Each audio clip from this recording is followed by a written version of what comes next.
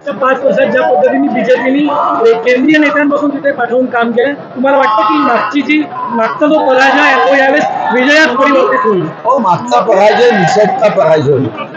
काही छोट्याशा अडचणीमुळे मताचं विभाजन हे काही अंशी आमच्या पेक्षा त्यांच्या पक्षावर पडले. उमेदवार नवीन होता, शिवसेना सोडून आले होते. काँग्रेसचा उमेदवार जरी आपण म्हणत असलो तरी तो शुद्ध काँग्रेसचा उमेदवार होता आणि त्यांच्या मतदारसंघामध्ये भारतीय जनता पार्टी या संघटनात्मक शिवसेनेचे आमदार असलेली आम्ही लक्ष दिलं नव्हतं, म्हणून थोड्याशा फरकाने पडलो. पण तुम्ही मागचीच निवडणूक लक्षात घेता, त्याच्या अगोदरच्या निवडणुका भारतीय जनता पार्टीने जिंकल्या आहेत. आणि माझ्यासाठी लोकसभा नवीन नाही. मी कॉलेजमध्ये शिकत असताना मी 1989 मध्ये लोकसभा लढवली, 1991 मध्ये लोकसभा लढवली आणि माझ्यानंतर हंसराजचे उमेदवार झाले. आता हंसराजजी नंतर पुन्हा मी झालो. माझं चंद्रपूर विधानसभा मी लढवली 3दा, मी विजयी झालो. माझं नातं चंद्रपूर विधानसभेशी. बल्लारशाह मूळ कोंबुर्णा विधानसभा लढवली, मी 3दा तिथं निवडून आलो. आर्णी विधानसभेशी माझं भावनिक नातं आहे, कारण मी अनेक वर्ष ते माझा आजोळ आहे. मी एक महिना बोरगाव मध्ये जाऊन राहायचो. वणीमध्ये 1984 मध्ये मी डीव्हीएम केलं. आमची शेती वणी तालुक्यातली अडेगाव, आमरोण, सावंगी या ठिकाणी राहिली आहे. अडेगाव, आमरोण, सावंगी यांच्याशी माझं नातं राहिलं आहे. माझं वणी मतदारसंघाशी शिक्षणाच्या दृष्टीने नातं आहे, शेतीच्या दृष्टीने नातं आहे. आर्णी तर मी एक महिना राहिलो बोरगाव मध्ये आणि मी मंत्री झाल्यावर बोरगाव गावाला विकासाचा मोठा निधी दिला. मी काहीही लोकसभेत न लढताही तेव्हाही मी केळापूर जगदंबा मंदिरासाठी मी भक्त निवास फक्त दर्शन घेतलं आणि भक्त निवास दिला. त्या ठिकाणी जो व्यक्ती माझ्याकडे आला, मी प्रेमाने त्या ठिकाणी काम करण्याचा प्रयत्न केला. मला विश्वास आहे कि या भागामध्ये आपकी बार 400 पार हा विषय निश्चित. सर इसी में बताइए, आपको जाहिर हुई क्या कहोगे और किस तरह की चुनौती आपके सामने है?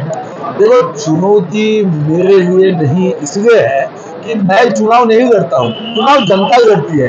जनता को ये तय करना है सत्य असत्य, धर्म अधर्म, विकास विनाश, प्रगति अधोगति में कौन से बाजू से खड़ा रहना है. कांग्रेस को कितने बार 50 वर्ष राज्य में सरकार में रही, केंद्र में 55 वर्ष से ज्यादा सरकार में रही, उसके बाद भी कांग्रेसी नेताओं के भाषण देखो, विकास की बात नहीं करते.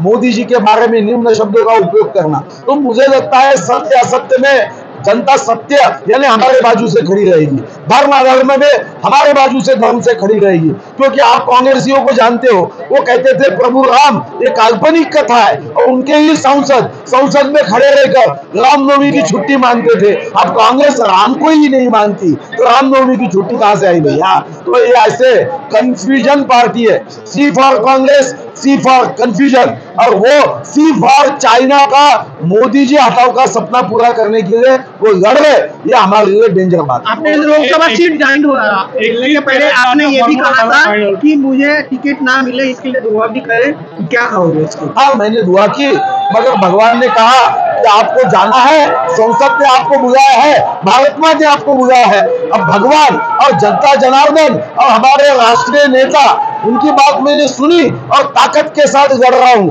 कोई चिंता नहीं, बस हमने तय कर दिया है कि अब सत्य असत्य में हम संसद ने हमको बुलाया है, हम जाएंगे और चंद्रपुर वनी आर्नी लोकसभा का आवाज ऐसा बुलंद करेंगे कि देश का कन्याकुमारी से कश्मीर तक और कामरूप से कच्छ तक हर कोई ये जानेगा कि चंद्रपुर वनी आर्नी की आवाज क्या होगी.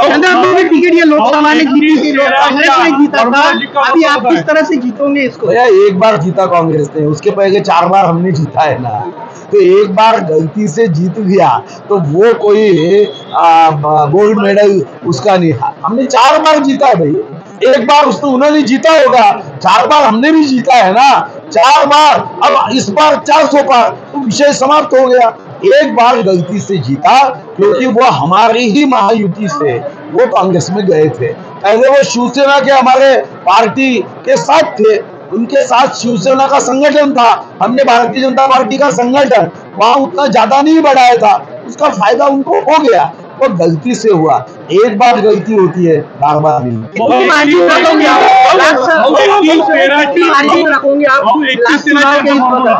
लास्ट चुनाव के बाद और भैया मैं मार्जिन वोटों की नहीं देखता हूँ। मैंने आपको कहा कि हम लोकसभा का चुनाव नहीं, मतदाताओं के दिल जीतने के लिए हम चुनाव में खड़े हैं। मुझे विश्वास है कि हम इस माध्यम से दिल जीतने का काम करें। 31-13-4 फॉर्म्युलावर शिक्कामोर्तब होतोय. 31-13-4 फॉर्म्युलावर शिक्कामोर्तब होतोय. आता तुम्हाला माहिती ती मला माहिती आहे. आता माझा अर्जुनासारखं एकच लक्ष आहे, चंद्रपूर वनियारनी. ये महाराष्ट्र तो केंद्र का ही भाग है। राष्ट्र को महा करने के लिए मैं महाराष्ट्र से जा रहा हूँ। दिल्ली से ही तक रखा तो महाराष्ट्र माझा, ये मैंने ही कहा था। तो जाना तो पड़ेगा। इसके पहले भी जब जब महाराष्ट्र के किसी कार्यकर्ताओं पे ये जिम्मेदारी सौंपी गई है, हमने वो निभाई है। तो मुझे लगता है कि केंद्र में जाना यानी मैं कोई अलग महाराष्ट्र छोड़कर थोड़ी जाऊंगा।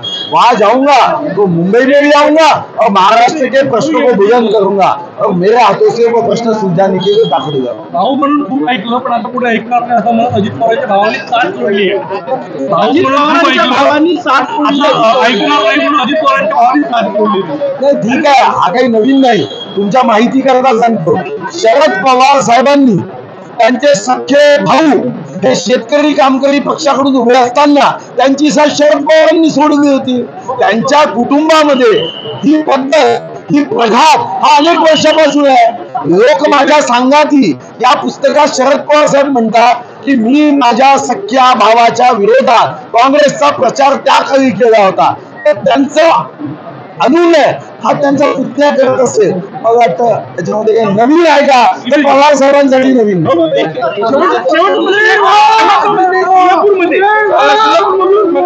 फोन केला होता माजी खासदार शरद पवार की तुम्ही लढणार माजी खासदार